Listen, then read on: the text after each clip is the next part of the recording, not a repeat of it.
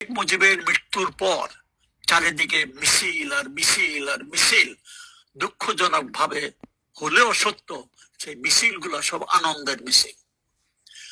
শারমিন আহমদ, তাজউদ্দিনের মেয়ে শারমিন আহমদ একটা বই লিখেছেন, তাজউদ্দিন নেতা এবং পিতা, সেই বইতে ইনিও লিখেছেন তাদের কাজের ছেলে বাইরে গেছে, বাইরে যায় এসে ফেরত দিলে আম্মা বাইরে লোকজন আনন্দে আত্মহারা, আনন্দে মিছিল, আনন্দে মুজিবের হত্যার ব্যাপারে। তারপর শর্মিন আমাদের লেখাতে আরো কিছু আছে মুজিব কাকুর ব্যাপারে, সে অনেক কিছু লিখেছে।